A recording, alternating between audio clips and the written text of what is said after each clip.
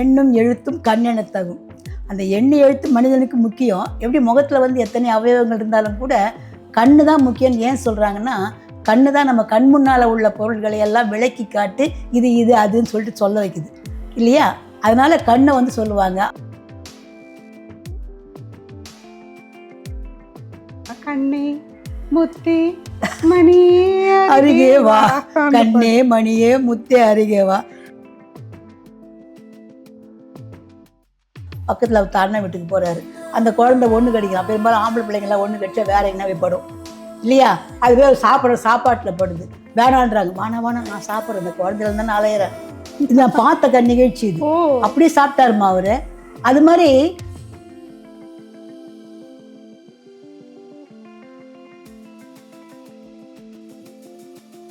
வணக்கம். நாம் இப்படி ஒரு தீயா திரு ஆர் பாலகிருஷ்ணன் ஐஏஎஸ் அவர்கள் எழுதின புக்கை தொடர்ந்து வீடியோ பாட்காஸ்ட்டாக கேட்டுட்ருக்கோம், பார்த்துட்ருக்கோம். நாம் தொடர்ந்து பேசிகிட்டு இருக்கிறது புலவர் ராணியம்மா கிட்ட. அம்மா வணக்கம்மா. வணக்கம்டா. இப்போ நம்ம பார்க்க போகிறது தலைப்பு ஓ போடு. நீங்கள் தான்மா எனக்கு சொல்லி கொடுத்துருக்கீங்க.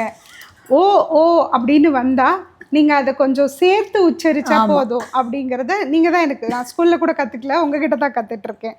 அதனால ஓ போடு. கண் விதிப்பழிதல் அதிகாரம், குறள் எண் 1176. ஓ இனிதே எமக்கின் நோய் செய்த கண் தாம் இதற்பட்டது. கலைஞர் கருணாநிதி அவர்கள் உரை. ஓ என் காதல் நோய்க்கு காரணமான கண்கள் என்னை போலவே வாடி வருந்துகின்றன, இது எனக்கு மகிழ்ச்சியே அப்படிங்கிறது. கண்ணு வருத்தப்பட்டா நான் மகிழ்ச்சியாரேன் அப்படிங்கிறது கொஞ்சம் முரணா இருக்கு. என்னன்னா, அதாவது அந்த கண்ணு தான் அவனை காட்டுச்சு.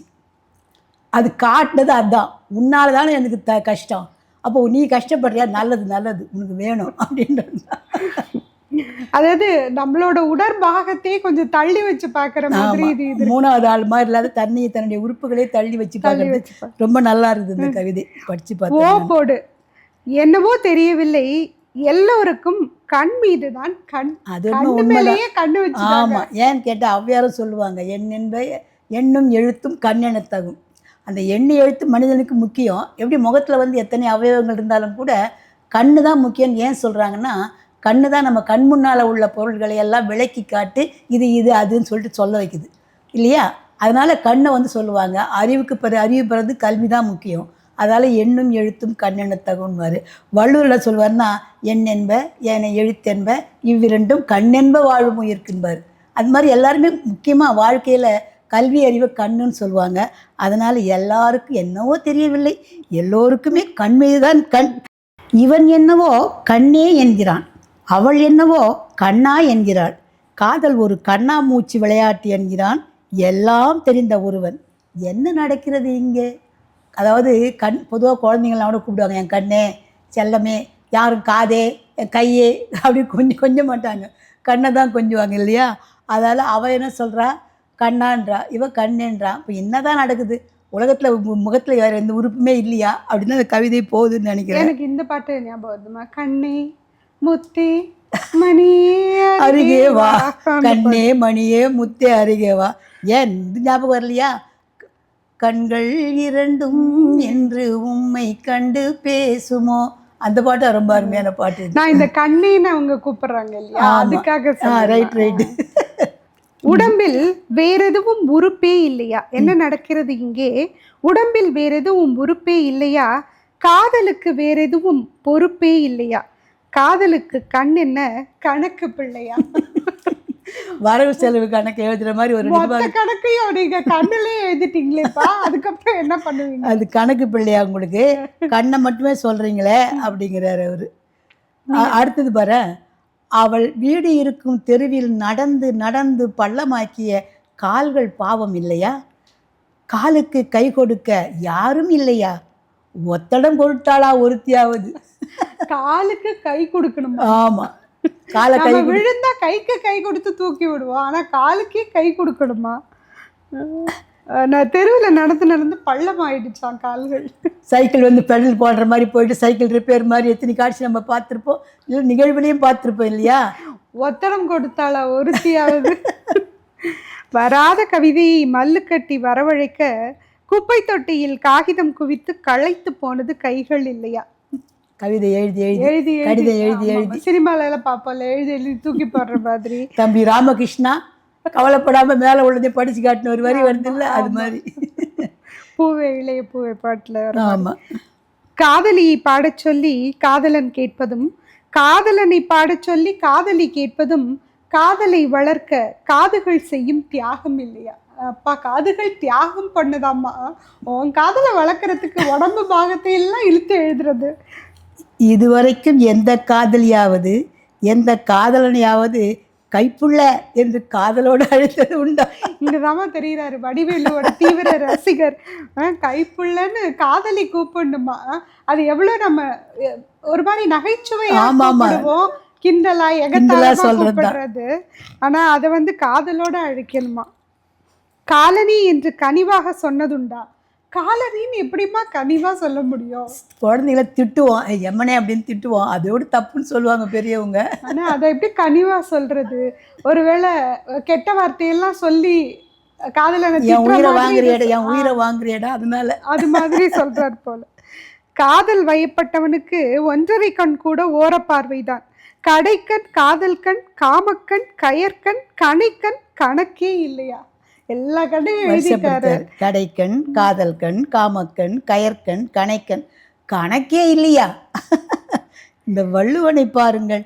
வாய் சொன்னால் என்ன பயனும் இல்லையாம், வாய் விட்டு சொல்கிறார். என்ன சொல்றாரு? கண்ணோடு கண்ணினை நோக்கொக்கின் வாய் சொற்கள் என்ன பயனும் இல்லைன்னு சொல்றாரு இல்லையா? கண்ணை கட்டி பிடித்து கொஞ்சட்டும், தப்பு கிடையாது. ஆனால் வாயை எதற்கு வம்புக்கு இழுக்கிறார்? ரொம்ப அழகாக எழுதிருக்கார் அந்த இடத்துல. கண்ணை பிடிக்கிறதுனா கட்டி பிடிச்சி கொஞ்சம். ஆனால் வந்து கண்ணை கட்டி பிடிச்சு கொஞ்சட்டும்னா இது யாருமே யோசிக்காததுன்னு தோணுது இந்த இடத்துல இல்லையா? கண்ணை எப்படி கட்டி பிடிச்சி கொஞ்சுவாங்க அப்படின்னு. வாய் எதுக்கு வம்பு இழுக்குது? ஏன்னா வாய் சொற்களால் பயன் இல்லைன்னு சொல்கிறாரு இல்லையா?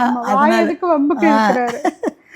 கம்பன் முதல் கண்ணதாசன் வரை கண்ணில் மட்டுமே கண். ஆமாம். ஏன்னு கேட்டால் கம்பன் சொல்லுவார், சீதையை ராமனை சந்திக்கும் பொழுது எண்ணொரு நலத்தினள் இணையல் நின்றொழி கண்ணோடு கண் இணை கவ்வி ஒன்றையொன்று உண்ணவும் நிலை பெறாது உணர்வும் ஒன்றிட அண்ணலும் நோக்கினாள் அவளும் நோக்கினாள். அந்த நோக்கு கம்பன் கூட கண்ணை பற்றி தான் சொல்றாரு. அப்போ ஒன்றையொன்று கண் சாப்பிட்டுடுமாமா கம்பன் சொல்றது. அதாவது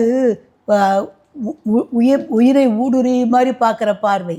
ஏன்னா விழியில் விழுந்து இதயம் நுழைந்து உயிரில் கலக்குது இல்லையா அந்த உறவு. அதனால அப்படி வந்து வருவார். ஒன்றை ஒன்று உண்ணவும் நிலை பெறாது உணர்வெல்லாம் ஒன்றி போய் அப்புறம் அவங்க பார்க்குறாங்க. அப்புறம் தான் பார்க்குறாங்க. முதல்ல கண்ணு பார்த்த உடனே அப்படியே பார்த்த மாதிரியே நிற்கிறாங்க. செல்லம்மாவின் கணவன் பாரதி கூட கண்ணம்மாவைத்தான் காதலித்தான். இது ரொம்ப மோசமா. எல்லாருக்கும் இந்த கிளி மாதிரி பொண்டாட்டி இருந்தாலும் குரங்கு மாதிரி இன்னொருத்தி தேடுவாங்கங்கிற மாதிரி இது வந்து செல்லம்மாவோட கணவன் கூட. ஆனா இதுல பாருங்கம்மா கண்ணு வருது, அதனால கண்ணம்மாவே காதலி. ஆமா, அதனால கொண்டு வந்திருக்காருமா. கண்ணம்மா என் காதலி, கண்ணம்மா கண் அப்படிலாம் எழுதிருப்பாரு இல்லையா? அதனால அவரு கண்ணனும் என் காதலன் தான். ஆமாண்டா, கண்ணனு தான் கண் பெண்ணா உருவகிச்சு எழுதுறாரு அவரு. அவங்க கூட கண்ணம்மாவை தான் காதலிச்சான் அப்படிங்கிறாரு. கண்கள் இரண்டால் கட்டி இழுத்தாளாம். கண்கள் இரண்டால் கட்டி இழுத்தாளாம். அவள் கயிறா இருக்கிறது கண்ணில். கண்ணாலே கட்டி இழுத்திருக்கா. கண்ணிரண்டில் மோதி விழுந்தானாம் இவன். கடுப்பேத்துகிறான் இன்னொருவன். கடுப்பேத்துறார் மயிலாடு அப்படிங்கிற மாதிரி இருக்கு இது. காதலுக்கு கண்ணில்லை என்றார்களே, பொய் சொன்னார்களோ? கண்டிப்பா. கண் இல்லைன்னா காதலே வந்திருக்காது இல்லையாமா? அதான் பொய் சொன்னார்களோ. காதலுக்கு கண்ணில்லை என்றால் தாவணி தமிழே, நீ தடம் பார்த்து நடந்து பச்சை வரப்பை பரவசப்படுத்துவதை காண கண் கோடி வேண்டும் என்று ஏன் வழிந்தான்? இரண்டு கண் போதாதா?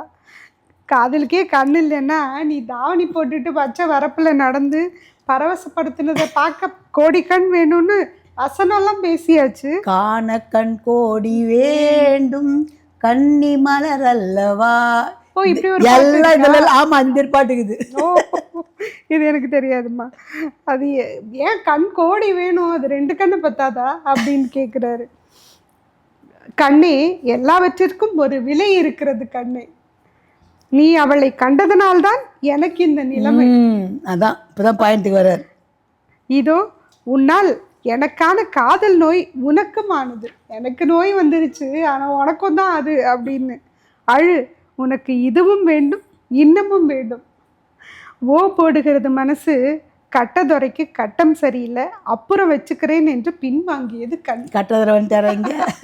அவருக்கு என்ன இருந்தாலும் வடிவேலுவை கொண்டு வந்து வடிவேலுவோட தீவிர ரசிகர் அவரு. இதுல பாருங்க, கைப்புள்ளன்னு தான் காதலனை கொஞ்சணுங்கிறாரு. அது போல கட்டதுரைக்கு கட்டம் சரியில்லை, அப்புறம் வச்சுக்கிறேன், எனக்கு இப்ப நேரம் சரியில்லைப்பா, அப்புறம் வச்சுக்கிறேன் ஒண்ணு அப்படிங்கிறாரு. அப்படின்னு பின்வாங்கிச்சான் கண். இதுல இன்னொன்னு இருக்கும். இது வந்து சந்தோஷப்படுறா, நீ தானே பார்த்த, நீ தானே இப்ப அடற அப்படின்ட்டு. அதுல இன்னொரு குரல் இருக்குது. இன்னும் சாபம் தருவா தலைவி. உழந்து உழந்து உள்நீர் நெருக, விழைந்து இழைந்து வேண்டி அவர் கண்ட கண்.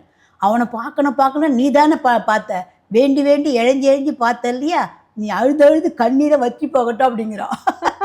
உழந்து உழந்து உள்நீர் அருக, இழைந்து விழைந்து வேண்டி அவர் கண்ணுன்னு. இப்போ வந்து ஓ போடுது மனசு, உனக்கு கண்ணே உனக்கு வேணும்ன்ட்டு. அப்புறம் கண்ணுக்கு சாபம் தர்றா. அது மாதிரிலாம் அழகா வள்ளுவர் அந்த மூன்றாம் நிலைப்படுத்தி முன்னாடி நிக்க வச்சு திட்டுற மாதிரி. ஆனா தன்னோட உடல் அவயம் அப்படிங்கறதே அது வந்து நினைவுக்கு வராத மாதிரி அது பண்ற. தன்மையை வந்து முன்னிலைப்படுத்தி பண்றது. அதுக்கு ஏதாவது இலக்கணம் இருக்குமா தன்மையை முன்னிலைப்படுத்துறதுக்கு? அப்படி அதாவது உணர்வு கடந்த துயர் நிலைன்னு சொல்லுவாங்கம்மா. உணர்வு வேலை செய்யும்போது அங்கே கொஞ்சம் அறிவு கொஞ்சம் மட்டுப்படும். எவ்வளவு அறிவு பொருந்தினா இருந்தாலும் கூட சிலவற்றை நம்ம பல அறிவு கண் கொண்டு நோக்குவோம், சிலவற்றை உணர்வு கண் கொண்டு தான் நோக்க முடியும். அதனால தான் மண்ணில் விளையாட்டு அந்த குழந்தை அலைஞ்சா கூட அது வந்து அமிழ்தோன்றாங்க இல்லையா, சிறுகை அளவிய கூழுன்றாங்க.